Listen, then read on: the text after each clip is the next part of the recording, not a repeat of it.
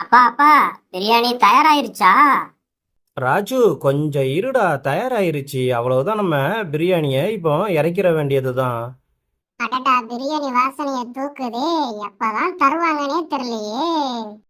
நம்ம நிறைய பிரியாணிய சாப்பிடணும். நமக்கு இந்த மாதிரி காத்தோட்டமா தோட்டத்துல சாப்பிட்டா ரொம்பவே ஜாலியா இருக்கும். நான் விளையாடி விளையாடி சாப்பிடுவேன். ஆமா தமிழ், நம்ம ஜாலியா விளையாடி விளையாடி சாப்பிடுவோம். ஜாலியா இருக்கும் இங்க. பிரியாணி தயாராயிருக்கும், ரொம்ப நேரம் ஆயிருச்சே. நம்ம இறக்கிற வேண்டியதுதான். எல்லா சொந்தக்காரங்களும் நிக்கிறாங்களே, பிரியாணி வர நம்ம செஞ்சிருக்கோமே, எப்படி இருக்கும்னு தெரியலையே. கேவலப்பற்றக்கூடாது கடவுளே, நீங்க தான் என்ன காப்பாத்தணும். சரி, நம்ம திறப்போம். பரவாயில்லையே, பார்க்கறதுக்கே சூப்பரா இருக்கு. அடேங்கப்பா, பிரியாணி பாக்குறதுக்கே இப்படி இருக்கே. சாப்பிட்டா எப்படி இருக்கும்? ஒரு 5-6 பிளேட் உள்ள தள்ளிடணும் இன்னைக்கு.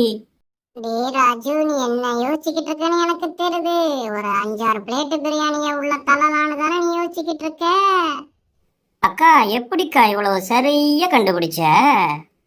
டேய் ராஜு, நீ எப்பவுமே தோட்டத்துக்கு வந்தா அதை தானடா செஞ்சுக்கிட்டு இருக்க.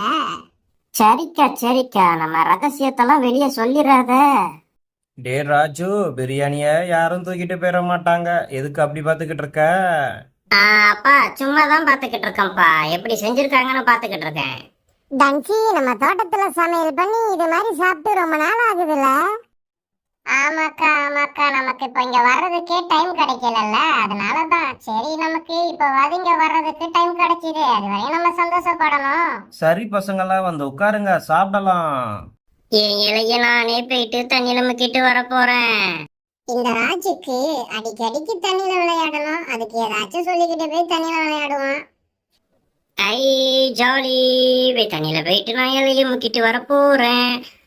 இதுதான் கொஞ்சம் ஹைட்டா இருக்கு, இருந்தாலும் நம்ம கஷ்டப்பட்டு ஏறிடலாம். ஹை, ஏ, தண்ணி சூப்பரா இருக்கு. அடிக்கடிக்கு வந்து பார்க்கலாம் போல இருக்கு. சரி, நம்ம போய் இலைய முக்குவோம். நம்ம இலைய கழுவ வேண்டியதுதான். ஜிங் ஜிங் ஜிங். இலைய கழுவியாச்சு. சரி, பசங்களுக்கு இலைய போட்டுற வேண்டியதுதான். ரோசி, இந்தா வாங்கிக்கோமா. அடுத்தது இந்த குட்டி பசங்க 2 பேருக்கும் இலைய போட்டுற வேண்டியதுதான். இந்தாங்க குட்டி பசங்களா, உங்க 2 பேருக்கும் ஒரே இலையில சாப்பிடுங்க. என்ன ராஜு, உனக்கு ஏற்கனவே இலை போட்டிருக்கு. மாமா, நீங்க வர்ற வரையும் நான் வெயிட் பண்ணிக்கிட்டு இருக்க முடியுமா? எனக்கு நானே இலை போட்டுக்கிட்டேன். நீங்க வர்றதுக்கு இன்னும் கொஞ்சம் டைம் ஆச்சுன்னா நானே பிரியாணி போட்டு நானே சாப்பிட்டுருவேன்.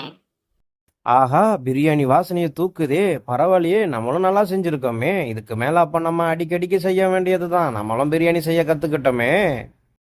ராஜு, இந்தா நீ அந்த இலைய எடுத்துரு. உனக்கு இலை தேவைப்படாது, நானே உனக்கு இதுல சூப்பரா வச்சு எடுத்துட்டு வந்திருக்கேன் பாரு. இந்தாடா, இதுல வச்சு சாப்பிட்டாதான் உனக்கு வசதியா இருக்கும் சாப்பிடுறதுக்கு. சாப்பிடு சாப்பிடு. மாமா, அப்ப நான் இலை கழுவிட்டு வந்தது வீணா போச்சா மாமா? என்ன மாமா? சரி சரி, நம்ம வேலையை ஆரம்பிப்போம், சாப்பிடுவோம். மாமா, நீங்க பிரியாணின்னு சொன்னீங்க, வேற எதுவும் சாப்பாடு வைக்கிறீங்களே? கறியே இல்லையா மாமா? என்ன மாமா பிரியாணி? கறி எடுத்துட்டு வாங்க. ராஜு, சிக்கன் பீஸ் எல்லாம் கீழே மாட்டிக்கிச்சுடா, இருடா எடுத்து தரேன். ராஜு, இந்தாடா உனக்கு பீஸ் வச்சாச்சு. இப்பதான் மாமா பிரியாணிக்கு அழகு. என்ன மாமா நீங்க? ஏய் மல்லி, இது ரொம்பவே சுவையா இருக்குல்ல. நான் இவ்வளவு சுவையா சாப்பிட்டதே இல்ல. ஆமா தமிழ், இது ரொம்பவே சுவையா இருக்கு. இந்த மாதிரி இயற்கையான இடத்துல உட்காந்து சாப்பிட்டா இப்படிதான் ரொம்பவே சுவையா இருக்கும்.